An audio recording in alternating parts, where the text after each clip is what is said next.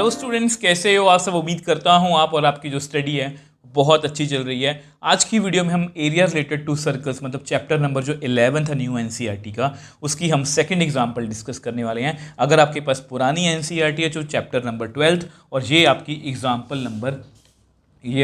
Number third है I think, ठीक है। तो ये पुरानी एनसीईआरटी की एग्जाम्पल नंबर थर्ड है। तो क्वेश्चन को पढ़ते हैं, बड़ा ही इंपॉर्टेंट क्वेश्चन है। मैंने बेसिक्स वाली वीडियो, इससे पहली एग्जाम्पल को हमने लास्ट वीडियो में डिस्कस किया था। इन सभी वीडियोस का लिंक जो है आपको नीचे डिस्क्रिप्शन बॉक्स में मिल जाएगा। तो अगर आपने बेसिक वाली वीडियो देखी है ना, तो उसमें मैंने इसका सोल्यूशन आपको पहले ही बताया हुआ है। Find area of segment A Y B, मतलब ये सेगमेंट का एरिया फाइंड करना जो मैंने शेड किया। ये फिगर बनी हुई है, shown in figure. If radius of circle is 21 centimetre and angle A O B is 120 degree. अगर आपको यकीन नहीं है कि मैंने आपको पहले बताया हुआ है, ये देखो ध्यान से, एरिया ऑफ सेगमेंट की बात हो रही है। तो यहाँ पर तीन देखो फॉर्मूला ये है, area of minor segment is equal to area of minor sector minus area of triangle O A B. अब ट्रायंगल्स जो है यहाँ पर तीन तरह के हैं, 60 भी हो सकता है, 90, ये देखो थीटा 120। तो हम ट्रिग्नोमेट्री का यूज़ करेंगे। तो बड़ा ही इंपॉर्टेंट क्वेश्चन है, प्लीज़ इसको अपने बहुत ध्यान से करना है। तो अब जैसा कि आपको फॉर्मूला पता है कि हमारा जो फॉर्मूला है वो क्या है, एरिया ऑफ माइनर सेगमेंट का कितना है, area of minor sector minus area of triangle O A B. तो सबसे पहले ऐसा करते हैं, एरिया ऑफ माइनर सेक्टर निकाल लेते हैं, ठीक है, क्योंकि वो सबसे इजी है। एरिया ऑफ माइनर सेक्टर कैसे होगा, थीटा बाय, इसको हमने लास्ट एग्जाम्पल में देखा था, पाई आर स्क्वायर। तो इसकी कितनी वैल्यू आएगी, थीटा कितना है हमारा 120 डिवाइड बाई 360 इंटू, यहाँ पर पाई बोला गया है 22/7, आर कितना है हमारा 21 का स्क्वायर। अब इसको आप कट करना चाहते हो तो कट कर सकते हो, 3 आ गया। तो ऐसा कर थोड़ा सा लिखते हैं इसको, 1/3 इंटू 22/7, 21 इंटू 21। इसको भी कट करते हैं, 7 3 ज़ा, अब 3 से 3 गया। तो हमारे पास कितना रह गया, 22 को मुझे 21 से जस्ट मल्टीप्लाई करना है। तो मेरे पास कितना आएगा, तो मेरे पास अगर 22 को 21 से मल्टीप्लाई करेंगे 462 सेंटीमीटर स्क्वायर। अब इसको अब लिख के रख लो, ये तो पूरे बड़े सेक्टर का एरिया आ गया, ठीक है।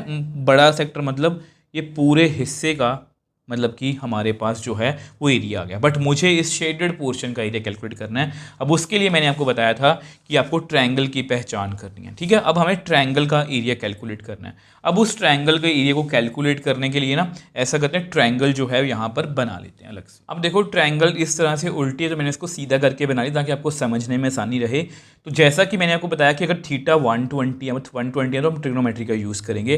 तो ये सबसे कॉम्प्लिकेटेड सिचुएशन होती है, ठीक है। बट हमारे लिए कॉम्प्लिकेटेड नहीं है, ये आप जस्ट मैं आपको वैसे ही बता रहा हूँ।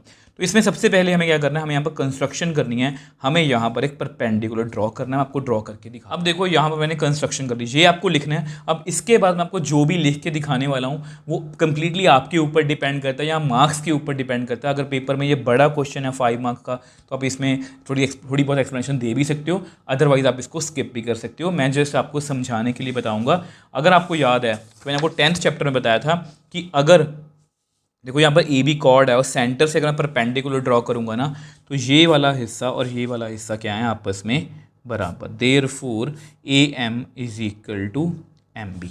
अब जैसा कि मैंने आपको बताया, यहाँ पर मैं जो भी लिखूँगा, ठीक है, वो आप पेपर में करना चाहो कर सकते हो, नहीं छोड़ना चाहे छोड़ सकते हो। इन ट्रायंगल, इसको लिखते हैं A O M and triangle B O M, ठीक है। अब आपको बताया O A is equal to O B, ये रेडियस है, ये हम बेसिक्स वाली वीडियो में सीख चुके हैं। ओ ए ओ बी क्या है, रेडियस है, ठीक है। ओ एम क्या है, कॉमन साइड है। और A M is equal to M B है, क्योंकि ओ एम जो है वो परपेंडिकुलर है ए बी के ऊपर।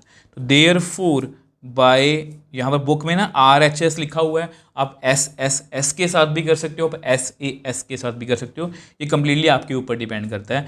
ट्रायंगल जो है ए ओ एम वो कॉन्ग्रुएंट है ट्रायंगल बी ओ एम के। और अगर वो कॉन्ग्रुएंट है, देयरफॉर मतलब ये वाला एंगल कितना होगा, 60, ये कितना होगा 60, क्योंकि angle A O M is equal to angle B O M by C P C T. मतलब ये जो पार्ट मैंने यहाँ पर लिखा है इसको आप छोड़ना चाहे छोड़ सकते हो, लिखना चाहे लिख सकते हो, ठीक है। अब हमारा क्वेश्चन, अब हमें जस्ट ट्रिग्नोमेट्री का यूज़ करना है, उसको मैं नेक्स्ट पेज पे आपको बता देता हूँ। अब देखो हम यहाँ पर थे ना, तो कुछ भी करते हुए अपना टारगेट मत भूलना, हमें ट्रायंगल ओ ए बी का एरिया कैलकुलेट करना है।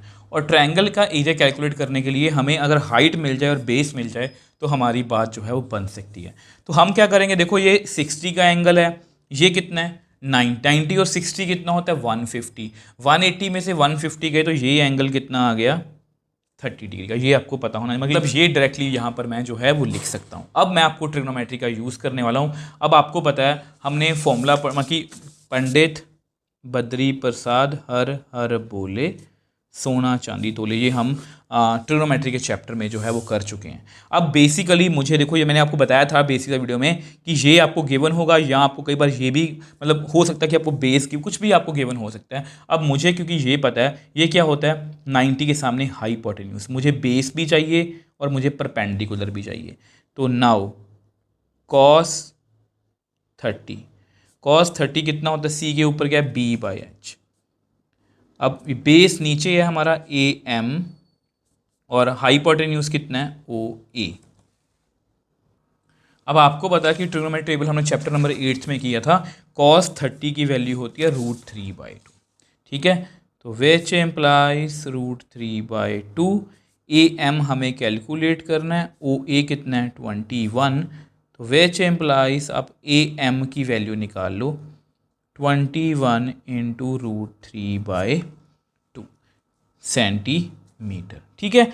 अब बेसिकली मुझे क्या चाहिए, मुझे बेस चाहिए, मुझे ए एम मिला है, but A M is equal to M B, तो ए बी कितना होगा A M plus M B, इन दोनों को जोड़ के ही बनेगा ना। और ए एम और एम बी आपस में इक्वल है, इसको लिख लो A M plus A M. तो ए बी बेसिकली कितना है 2 टाइम्स ए एम, तो ए बी कितना आ गया 2 इंटू 21 इंटू √3/2। अब ये आपस में कट गया, तो मेरे पास ए बी की वैल्यू कितनी आ गई 21√3 सेंटीमीटर, मतलब मेरा बेस जो है ट्रायंगल का वो आ गया। अब मुझे क्या चाहिए, हाइट चाहिए। अब हाइट निकालने के लिए मैं sin 30 का यूज़ करूँगा, ठीक है। एंगल के सामने क्या होता है परपेंडिकुलर बाय हाइपोटेन्यूज, परपेंडिकुलर कितना है ओ एम, हाइपोटेन्यूज हमारा ओ ए। अब sin 30 की अगर वैल्यू चेक करो, आई थिंक वो 1/2 होती है, तो 1/2 ओ एम मुझे निकालना है, ओ ए कितना है 21, तो ओ एम की वैल्यू कितनी आ गई 21/2 सेंटीमीटर, इसको भी लिख लो। Now area of triangle O A B, ठीक है, वो कितना होता है 1/2 बेस इनटू हाइट, तो which implies area of triangle O A B कितना आ गया 1/2, बेस कितना है हमारा ए बी, हाइट कितनी है हमारी ओ एम। इसको साथ सॉल्व करते हैं, ए बी कितना है हमारा 21√3, ओ एम कितना है 21/2, तो which implies area of triangle O A B कितना आ गया 21 को 21 से करेंगे तो 441√3/4 सेंटीमीटर स्क्वायर। तो ये हमारी ट्रायंगल का एरिया आ गया, ठीक है। इसको आप नंबर 2 दे दो। अब वन में हमने सेक्टर का एरिया निकाला था, यहाँ पर हमने ट्रायंगल का। अब क्या करना है, इसको माइनस, उसको हम नेक्स्ट पेज पे डिस्कस करें। अब देखो जस्ट क्वेश्चन का लास्ट पार्ट है, मुझे आपको लिख के दिखाना था। एरिया ऑफ सेगमेंट का क्या होता है, area of minor sector, sector का निकाला था 462 यूजिंग 1 and 2, और ट्रायंगल का इतना एरिया था, ठीक है। तो इसको सॉल्व कर देंगे, परफेक्टली मैच हो जाए। तो इसमें से ना बुक वालों ने एक्चुअल में इसको, तो एक्चुअल देखा जाए ना, कई बच्चों को इसमें कंफ्यूजन होती है कि 4 कैसे कॉमन आ गया, तो अब 21 को कॉमन ले लो। तो यहाँ पर पता कितना आएगा 22 माइनस 21√3/4, इस टाइम 21 कॉमन ले लिया। तो इसको सॉल्व करोगे, क्रॉस मल्टीप्लाई कर दो, मतलब एलसीएम ले लो। तो 4 को 22 से करोगे तो 88 माइनस 21/√3 इंटू √3/4। तो इसको जब आप सॉल्व करोगे तो ये कितना बनेगा 21/4, 88 माइनस 21√3 सेंटीमीटर स्क्वायर। तो विच एम्प्लाई, तो इस तरह से हमने इसका एरिया जो है वो निकाल लिया। ठीक है, क्वेश्चन थोड़ा सा कॉम्प्लिकेटेड है, एक बार दोबारा से बता देता हूँ। देखो यहाँ से आपकी एग्जांपल स्टार्ट थी, आपने बस याद रखना है कि जब भी सेगमेंट का एरिया आएगा ना, तो आपने बस अपनी मैपिंग का ध्यान रखना है। अगर तो थीटा 60 आ गया तो फिर तो बहुत ईजी, 90 आ गया तो बहुत ईजी है। 120 में थोड़ी हमें मशक्कत करनी पड़ेगी। मैंने माइनर सेक्टर का एरिया निकाल लिया, वो कितना आया 462। अब यहाँ पर मैंने ट्रायंगल का एरिया माइनस करना है, ट्रायंगल को अलग से बना लिया, कंस्ट्रक्शन कर ली। तो ये वाला पार्ट जो है ये कंप्लीटली आप स्किप कर सकते हो। आप शायद लिख सकते हो कि ये दोनों ट्रायंगल्स आपस में क्या है, कॉन्ग्रुएंट है। ठीक है, अगर कॉन्ग्रुएंट है तो ये जो एंगल है ये 120 है, ये 60 है, ये 60। जैसा कि आपको पता है इसके बाद हमें ट्रिग्नोमेट्री यूज़ करनी है। अगर ये 60 है, ये 90 है, तो ये 30 रह गया। तो मैंने cos 30 से बेस एम की वैल्यू निकाल ली। अगर एम की वैल्यू आ गई तो ए बी अपने आप आ गई, ए बी डबल है उसका। ठीक है, और साइन 30 से मैंने ओ एम हाइट की वैल्यू निकाल ली। तो एरिया ऑफ ट्रायंगल कितना होता है, 1/2 इंटू बेस इंटू हाइट। अब बेस कितना है ए बी, हाइट कितनी है ओ एम।